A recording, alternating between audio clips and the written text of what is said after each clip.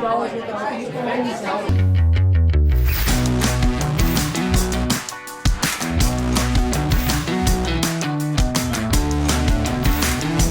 yesterday there was an episode of the podcast Mormon Land. This is a popular podcast that is supported and sponsored by the Salt Lake Tribune, and you find it on the Salt Lake Tribune website. And in this interview, there were a couple of hosts interviewing a couple of BYU students. And in the course of interviewing them, one of the students brings up the BYU Petition, or as I have called it, the BYU Awareness Document. And I was not surprised by the framing of the petition, but I felt that at first I was not going to do this. I didn't want to draw attention to it. But I think because it is such a popular podcast, and I've had several people messaging me about this on there, that I needed to at least have some type of a response for this. So anyway, the student references the petition twice. At first, just very odd discussion on there, but one of the hosts asks her about replacement theory, right? And the Buffalo shooter from a couple weeks back. And replacement theory is the I just found out about it after the aftermath of the Buffalo shooter as well. But I guess it's the idea that there is a conspiracy against white individuals in the U.S. and maybe the West to replace them with minorities and other groups. It's not a good thing. It's not a good theory, and you can see how people would become radicalized on things like that. And anyway, she says that one of the questions is, just odd questions, but one of the questions from the interviewer is, do you think that there are any people that believe in replacement theory at BYU? And this student, unfortunately, says, well, I wouldn't have thought so, but I heard about in fact, she says she saw a petition at BYU from a student or an alum, and full transparency, that was me that put that petition up. And again, I call it an awareness document. It's not really a petition. But she says that somehow she's conflating that with replacement theory. And I think she's trying to, I don't know what she's trying to do with that. I don't quite understand that. But the document itself, the awareness document that is put up there that has nearly 5,000 signatures on it and hundreds of comments on it, has absolutely nothing to do with race. Nothing. The entire awareness document is about a smaller group of professors who are radicalizing students with hard leftist ideology that eventually some of these students turn against the church and lose their testimonies and fall away from the church. That's what the awareness document is about. And I think it's important to put this out here. Again, full transparency. I'm going to read the awareness document here, what people are signing and agreeing to, right? Again, almost 5,000 names on it. It says, as many have witnessed in person and online, there are several BYU professors who have and are radicalizing students.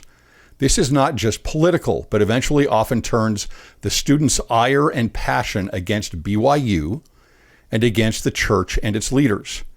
Many of these professors have even helped organize protests both at church, at BYU, and at church headquarters. The evidence of these events is sound, overwhelming, and growing. And I have put that out there previously. Numerous heartbroken, distraught parents have written letters and comments about the radicalization of their kids, signaling a serious problem on campus. The purpose of this, does say petition or awareness document, is to make BYU administration more aware of these professors teaching college kids pernicious ideologies, radicalizing them politically, activating them, destroying testimonies, and fracturing eternal families. Families already have so much to guard against. To send a son or daughter to BYU, pay for them, only to have certain professors and administrators destroy everything those parents have sacrificed and taught for 18 years is tragic. There is a lack of transparency. That is the point of this whole thing. There is a lack of transparency for these students and their parents. We currently have wolves in sheep's clothing taking new adults and spiritually and politically grooming them. We signed this petition to further make those in charge aware of this problem. Comments are great. If you can leave one, they will be sent along with letters, emails, etc. And we're just putting this out there to certain individuals so that there's an awareness of what is going on at BYU. Again, there's not a single word in there that has anything to do with race. Nothing. It's about pernicious hard left, and I mean hard left. This is not liberal. I don't care about liberal. Some of you do, but I don't care about it. What I care about is hard left, pernicious ideologies that are taking over academia, and that I call the religion of academia. And so I think it's really unfortunate that somehow the student, conflated those things and brings those things together. It has nothing to do with how one might feel about somebody else of a different race.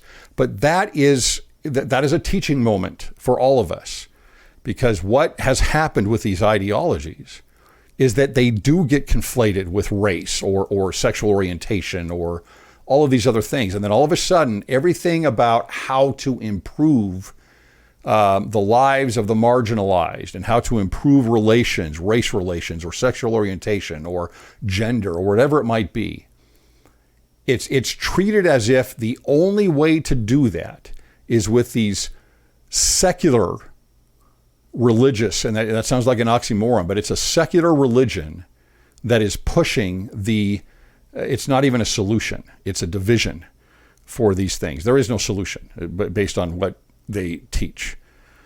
And so the way I usually look at this is you can see if you're in 1917, right?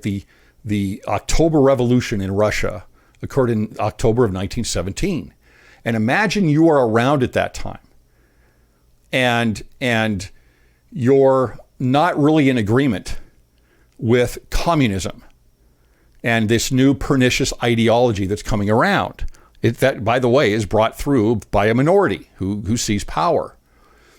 And so you say, I don't agree with this communism. And what are you going to be attacked with from those that are converted? Because it is a conversion process.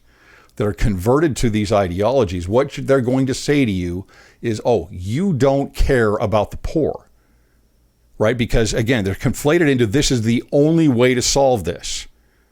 And the other thing you're going to hear a lot is, you don't want to be on the wrong side of history.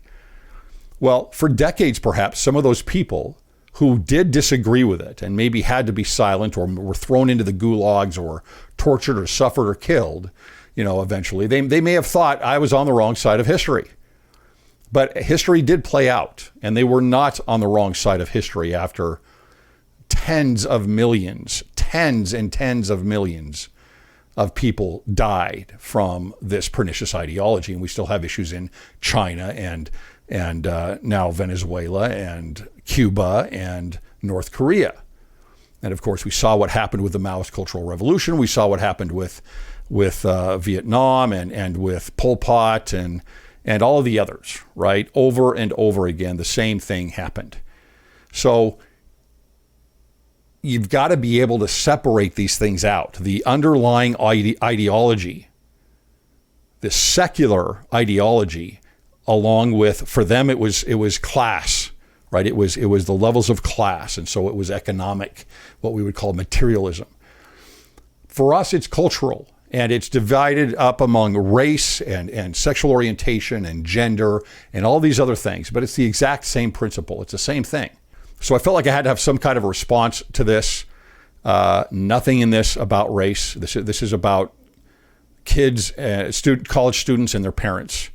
And being aware that there are BYU professors that are radicalizing some students. And they eventually turn from the church. I hope that this young woman, this college student, that she's a BYU student, has a better experience than it appears like she's had so far at BYU. I know that an awful lot of people of color have a great experience at BYU. Some probably don't. I understand that can be a tough thing. It's just such a majority, right, of white individuals compared to the very, very small minority of students that are there that are the people of color. But I hope she has a better experience than she apparently has had so far. And I wish her the very best of luck. I hope her education there is something that she can leverage in her future for herself and her eventually her family. And I hope she knows she's loved. And I hope she knows that she's a divine daughter of our Heavenly Father. And I wish there was a way to be able to talk through these things a little bit better so that we understood each other more, and not having to confuse and conflate the difference between the ideology and helping those that are marginalized. To me, the gospel of Jesus Christ, when it is well applied, that's the key, obviously. The gospel of Jesus Christ, the doctrine of Jesus Christ, when it's well applied, is the solution to this. It is gathering Israel.